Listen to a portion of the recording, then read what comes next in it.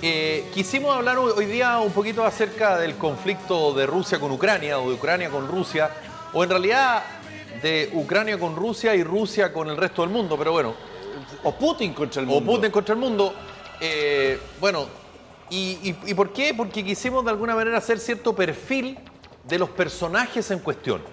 Porque yo creo que en este conflicto es muy importante las características de uno y otro, es decir, del presidente de Rusia, un tipo nacionalista en extremo, un tipo con afanes expansionistas absolutamente, con esta idea que tiene en su cabeza de esta Rusia unida, ¿no es verdad?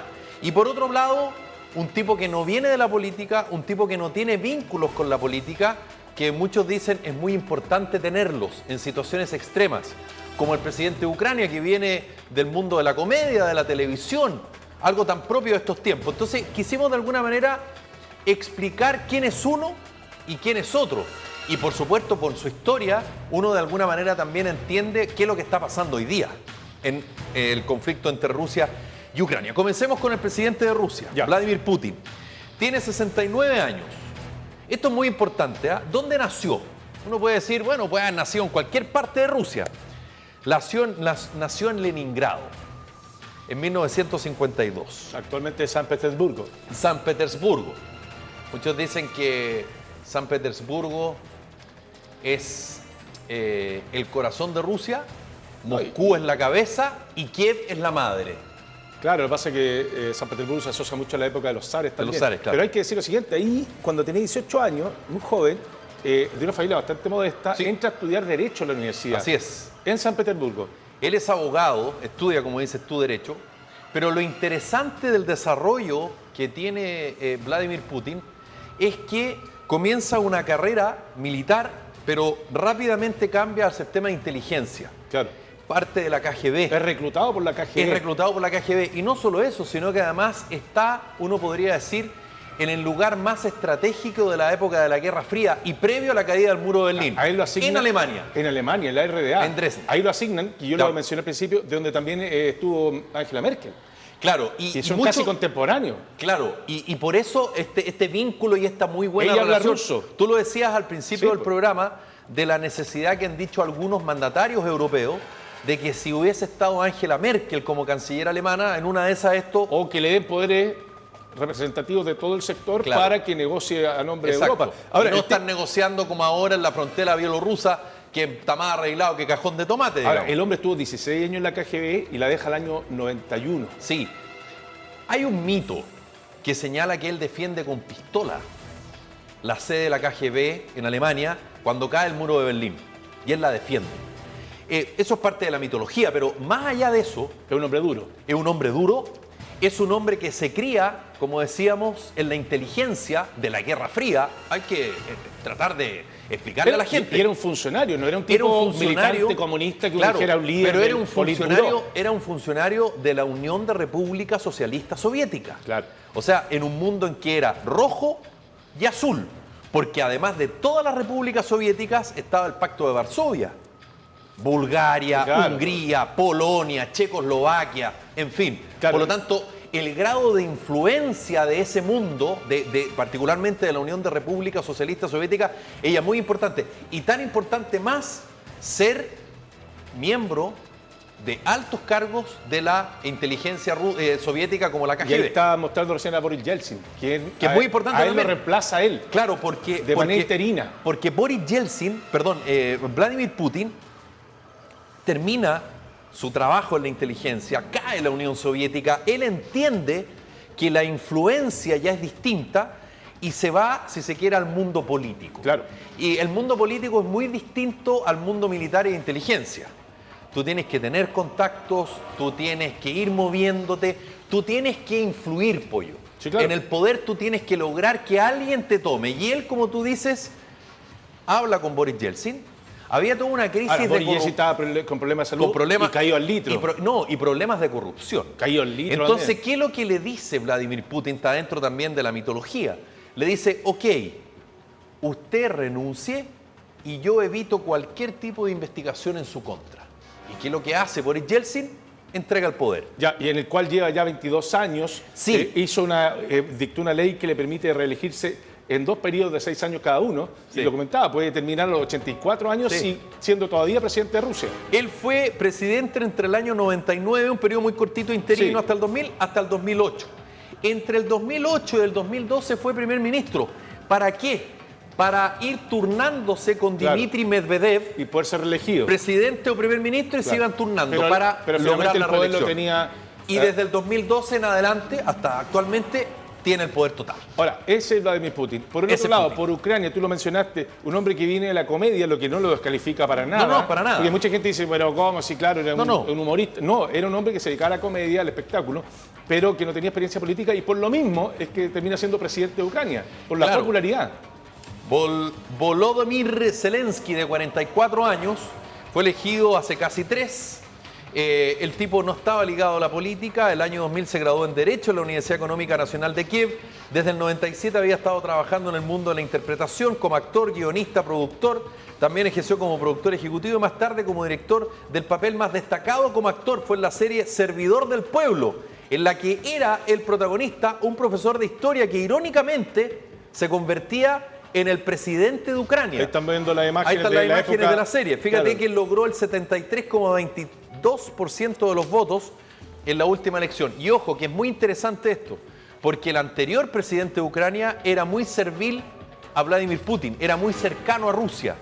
Con la llegada de Zelensky al poder en Ucrania, empieza a exacerbarse el nacionalismo y la diferenciación, si se quiere, con Rusia, y por supuesto la idea de integrar la OTAN, la Organización del Tratado del Atlántico Norte, es decir, acercarse a Occidente, y tal como lo hizo hoy día, A la Unión mientras se Europea. reunía con Rusia en la frontera con Bielorrusia para buscar un término del conflicto, solicitó formalmente el ingreso de Ucrania a la Unión Europea, que son carriles distintos. Uno es militar, el otro es económico. Sí. ¿No es verdad? Pero lo hizo, lo terminó Ahora, haciendo igual. La pregunta que toda la gente se hace hoy día es, ¿habrá alguien que gane con esta guerra? Absolutamente sí. ¿Y habrá gente que pierda en esta guerra? Mucha también. Sobre todo en las guerras pierden más los civiles, pero se hacen ricos los fabricantes de armas y se ordena un poco el panorama en términos geopolíticos porque se sabe quién es quién pesa o no pesa y cuál es la opinión más contundente digamos, a nivel mundial. Ahora, eso es cierto, Pollo, pero también hay que decir lo siguiente. Muchos hemos hablado acerca de la Gran Rusia, de lo que significa el sentimiento de muchos ciudadanos rusos y particularmente de Vladimir Putin, de esta unificación de la Gran Rusia, pero en tiempos pareciera como de la época anterior a los 90. Pero hoy día existen redes sociales. Claro. En Rusia efectivamente hay un control de los medios de comunicación. Es decir, tú como medio de comunicación, por ejemplo, el talk show de Rusia no puede estar hablando ni Felipe, puede estar criticando al hay presidente Putin. Tú persecución. tienes que informar lo que Claro, el hay ente control. gubernamental te dice. Hay un control férreo, pero además hay envenenamiento a opositores. a rivales políticos, a los opositores. Hay Hay persecución. Se desaparece a los manifestantes. Hay que decir que Rusia tampoco es una democracia. Podríamos decir que es una democracia autoritaria, donde tú no puedes manifestarte. Claro, un tipo que se elige, pero también... En distintas partes, en democracias como en Chile, han habido problemas a consecuencia, por ejemplo, del estallido social. Y sabemos lo que ha pasado con los traumas oculares, denuncia de violaciones de derechos humanos. Pero en Rusia se detiene y tú pocas veces puedes saber qué pasa con esa persona. Es verdad. Es Mira, muy distinto. Escuchemos lo que dice Vladimir Putin, que también trata desde su área explicarle al mundo por qué están actuando de esta manera y que por qué lo juzgan ahí de la Y le tanta pega una dureza. pasadita a Estados Unidos. Por bien eso, interesante, diciendo, se justifica su accionar él, diciendo por qué nosotros no, si Estados Unidos lo hace. Este es el discurso de Putin que te pone otro ángulo. Вот все, что делали наши партнеры, так их назовем, Соединенные Штаты, в предыдущие годы, обеспечивая якобы свои интересы и якобы свою безопасность за тысячи километров от своей национальной территории. Они это делали, вот наиболее такие жесткие и яркие вещи, без всякой санкции Совета Безопасности ООН. Вот Югославию бомбили. Под каким предлогом? Что санкции Совета Безопасности, что ли? Где Югославия, где США? Уничтожили страну. Да, там внутренний конфликт, там свои проблемы. Но кто дал право наносить удары по европейской столице? Никто. Просто так и решили. А сателлиты за ними бежали сзади и подтягивали. Вот и все международное право. А под каким предлогом вошли в Ирак? Разработка оружия массового уничтожения в Ираке. Зашли, страну разрушили, создали очаг международного терроризма, а потом выяснилось, что ошиблись. Потом сказали, нас разведка подвела. Ничего себе. Разрушили страну, разведка подвела. И все. И все объяснение.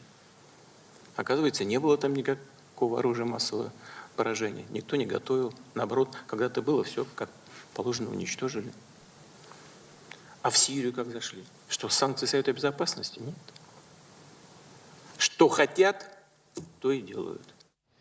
Bueno, A Estados Unidos hace lo que quiere. Entonces está diciendo en el fondo, ¿y por qué entonces nosotros no claro, podríamos? lo que pasa es que suena a justificación. Yo en esto, en lo de la justificación, jamás. Nunca lo voy a aceptar y nunca mi opinión va a ser en contra porque justificar atrocidades con otras atrocidades Sí, claro. no me gusta. Sin embargo, lo que dice Vladimir Putin es demasiado contundente. Pollo, hoy día la Federación Internacional de Fútbol Asociado sacó a Rusia del Mundial, Y lo sacaron a él de la Federación de la Judo. Federación de Judo. Y yo me pregunto, cuando Estados Unidos inventó estos bombardeos humanitarios en Kosovo, por ejemplo, ¿sacaron a Estados Unidos? ¿Hubo alguna sanción a algún Nunca. deportista Sí, estadounidense? por eso te digo. Entonces, por eso digo, no hay que justificar, pero sí hay que decir en Yemen, en Vietnam, en Irak, que no se nos olvide lo que pasó en Irán, Afganistán, la lista en es larga. Afganistán. Hace- Además, Estados Unidos durante mucho tiempo armó Sí. a cierta milicia opositora que terminó siendo Pero la además, que tomó el poder y después le dio la espalda a lo que Estados te deja Unidos claro y que Estados Unidos queda mirando para el lado. Estados Unidos cada 10 años necesita una guerra para poder darle actividad a la industria bélica que es enorme, una de las más grandes del planeta, y siempre las guerras las hacen lejos. Sí, claro. No se quiere su Lógico. frontera. El problema está que después lo atacan en su frontera, en el interior de su país, los grupos que reaccionan, que llaman terroristas, porque son los agredidos. Mira, ¿qué dijo el presidente? Pero perdón, para cerrar, Dale. me pongo del lado de Rusia, dijo el expresidente Donald Trump. Veamos No, lo que no. dice el presidente de Ucrania, Eso. Zelensky, a propósito de lo que yo te decía de la solicitud a ingresar a la Unión Europea. Todo esto en medio de las conversaciones de paz. Aquí está. Ahí va. С вами нас разделяет более 2000 километров общей границы. Вдоль нее сегодня стоят ваши войска, почти 200 тысяч солдат, тысячи боевых машин. Ваше руководство одобрило их шаг вперед на территорию другой страны. И этот шаг может стать началом большой войны на европейском континенте. Ненавидим русскую культуру. Как можно ненавидеть культуру? Любую культуру. Соседи всегда обогащают друг друга культурно. Однако это не делает их единым целым. Не растворяет нас в вас. Мы разные, но это не повод быть врагами. Это все для вас чужое, незнакомое. Это наша земля, это наша история. За что вы будете воевать? И с кем? Многие из вас бывали в Украине. У многих из вас есть родня в Украине. Кто-то из Украины. Bueno, muy corto. Se reunieron representantes de Rusia y de Ucrania en la frontera bielorrusa, en Gomel. Para hacerlo rápido, reconocimiento de la península de Crimea y la desmilitarización de Ucrania. Eso solicita Rusia. Difícil. Y por supuesto Ucrania está diciendo que esto se termine, que se acabe, que se terminen los bombardeos y que siga todo tal cual. ¿Qué va a pasar? No sabemos. En las próximas horas viene la segunda reunión